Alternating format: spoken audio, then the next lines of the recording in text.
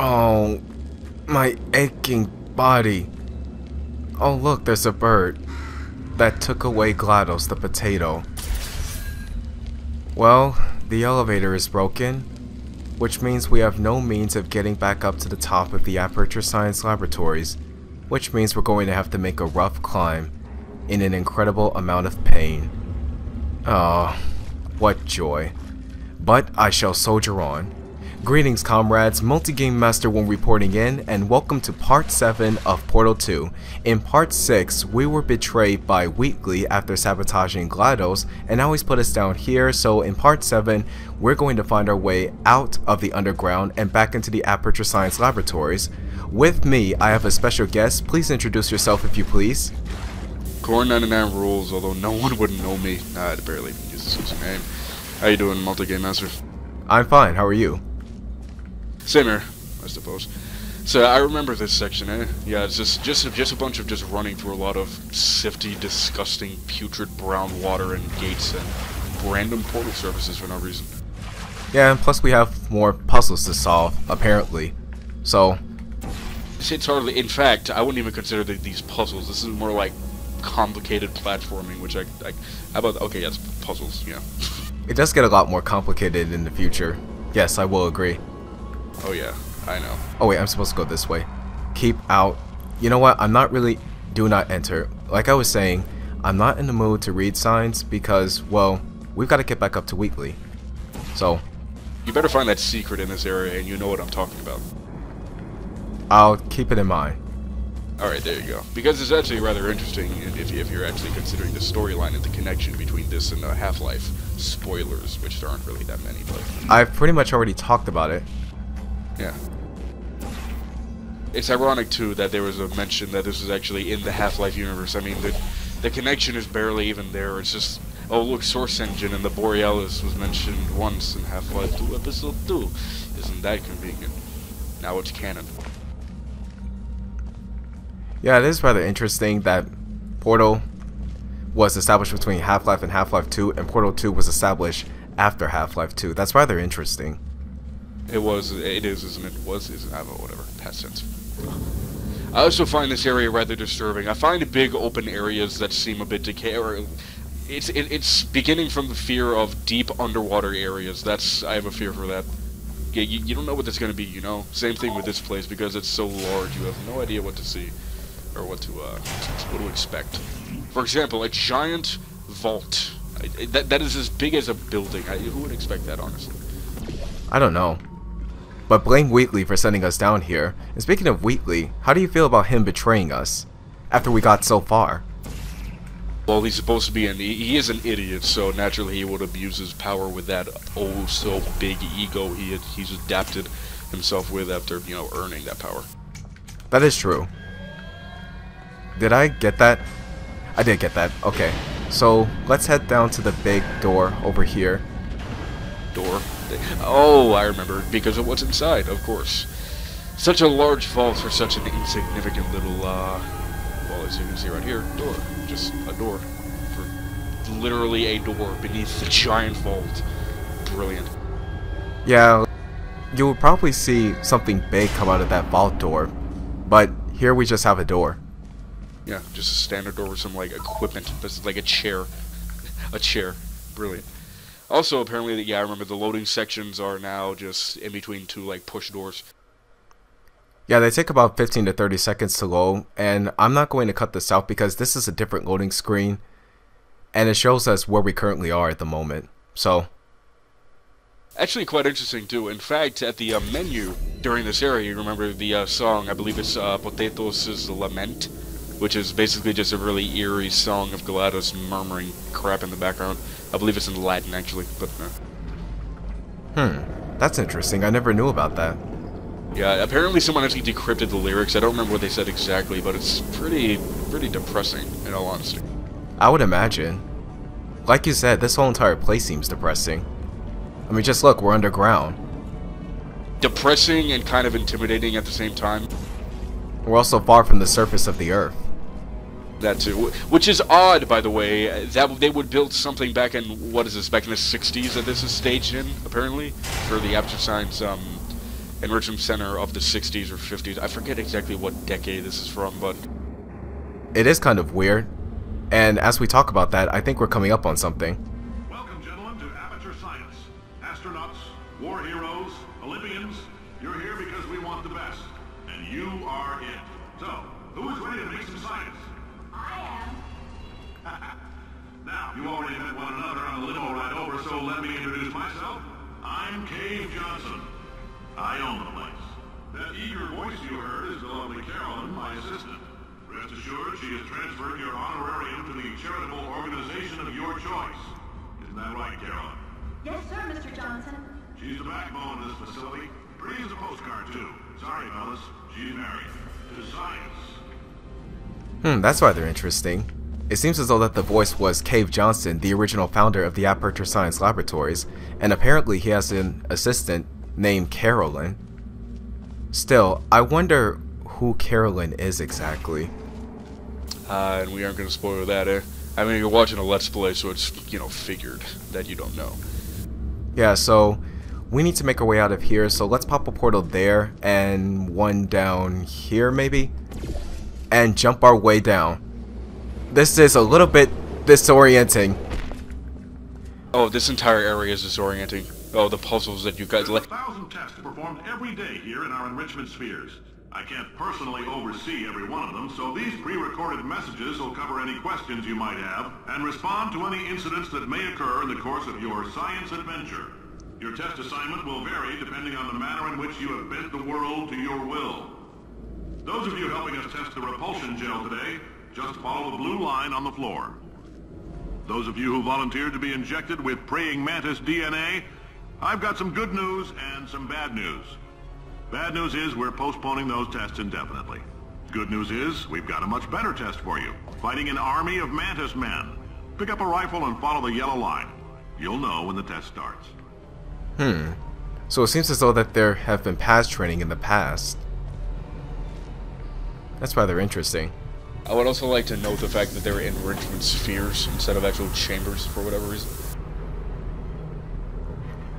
I guess it's like almost like a reverse evolution of the model. You would imagine that instead of evolving into a cube, it would evolve into a sphere, considering spheres are sort of more I don't know, mobile in terms of, you know, you just roll it. But no, they used spheres originally for whatever reason. Odd. I wonder if we'll be able to find those spheres by chance. You're kind of below one. Right, so... Oh, actually, let's check that area over there first. Because there might be some things we'll need to take note of. Or it's probably for entertainment purposes. Let's see, what do we have here? If you've cut yourself at all in the course of these tests, you might have noticed that your blood is pure gasoline. That's normal. We've been shooting you with an invisible laser that's supposed to turn blood into gasoline, so all that means is it's working. That's interesting. It also sounds rather deadly. What is this, biomedics? If you need to go to the bathroom after this next series of tests, please let a test associate know, because in all likelihood, whatever comes out of you is going to be coal. Only temporary, so do not worry. If it persists for a week, though, start worrying and come see us, because that's not supposed to happen. Okay, so apparently coal is supposed to come out of the human body during these tests. How weird is that? Professional. Just a heads up, we're going to have a superconductor turned up full blast and pointed at you for the duration of this next test. I'll be honest, we're throwing science at the wall here to see what sticks. No idea what it'll do. Probably nothing.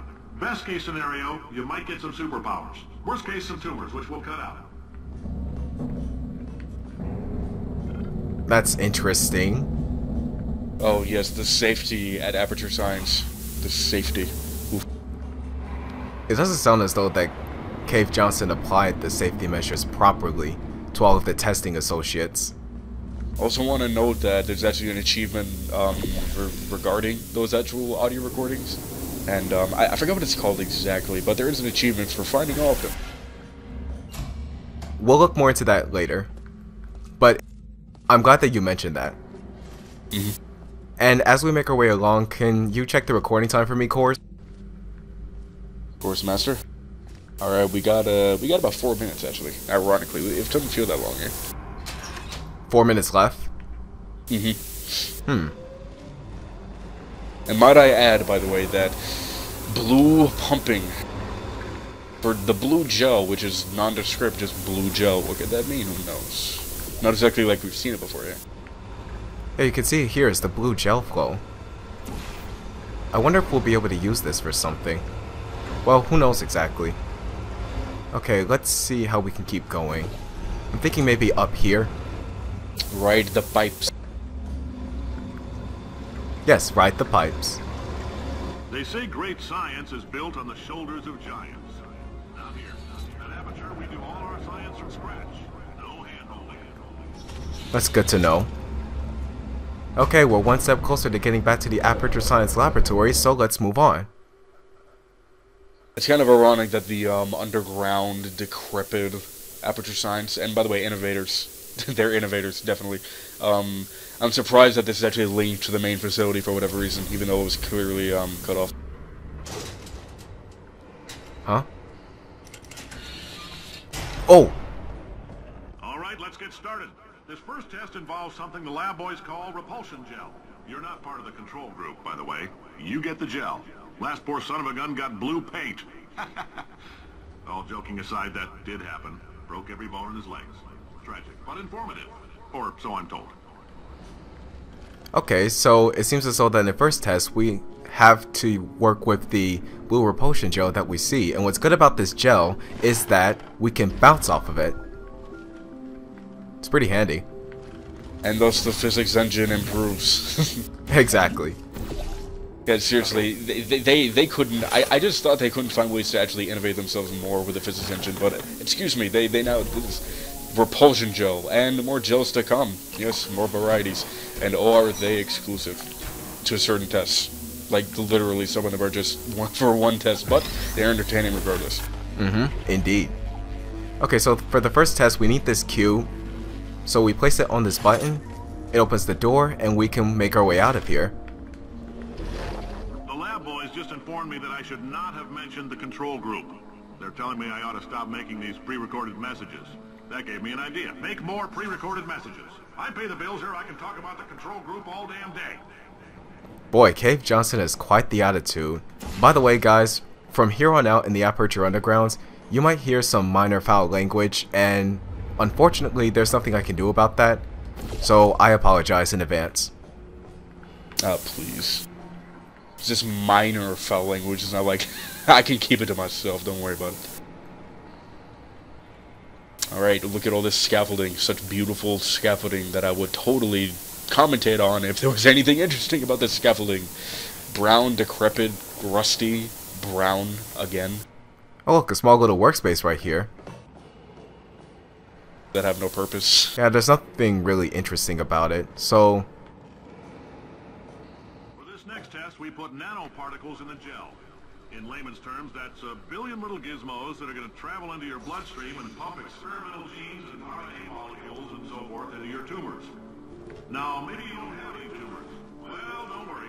If you sat on a folding chair in the lobby and weren't wearing lead underpants, we took care of that too. And it looks like we're just about out of time beginning this new test, so we're going to have to cut it short here, guys.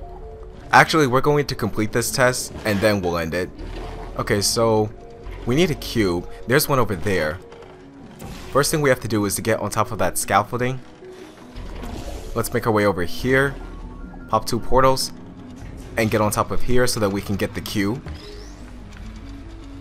You know, I'm going to be honest with you, these tests are incredibly simple, and yet I've seen people struggle on these as if they're like, God, like the Pythagorean theorem, and even that is simple. Well, you have to admit, some of the puzzles are really complicated to figure out. It's not really that easy to figure out, you know.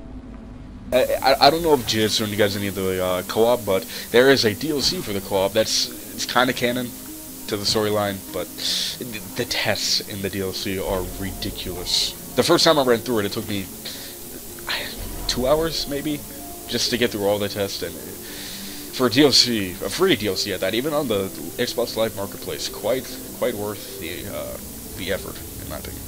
Well, thanks for explaining some detail about the DLC for the co-op, but I'm going to cover more as I get there, which won't be for a long time from now. Who you can even do the co-op with anyway? I don't know, but I'll figure it out. Okay, so we need that cube over there. I'm thinking that maybe we can do a little wall bouncing. Let's do it. Boing, boing, boing. Hey, look, it's Quake. Here's the cube.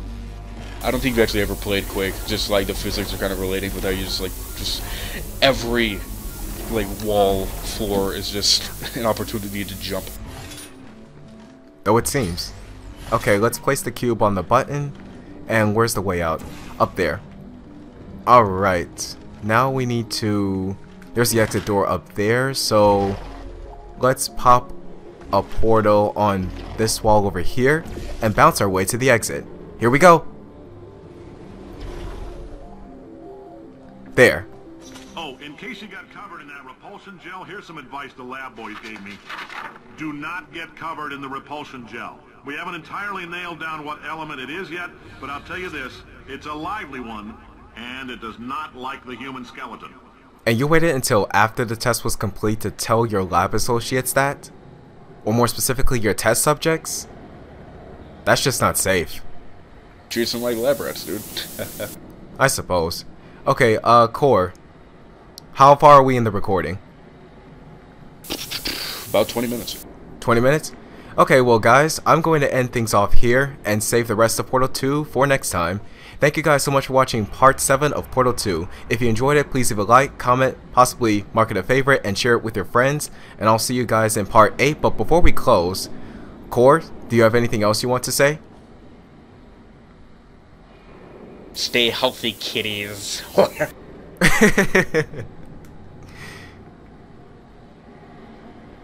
Core is definitely quite the comedian, guys. Oh, and also I'll leave a link to his channel in the description below the video and also in the video itself. So anyway, until next time, I'm Multi-Game Master 1. And I'm Core 99 Rules. And we are over and out. See you guys next time. Ciao.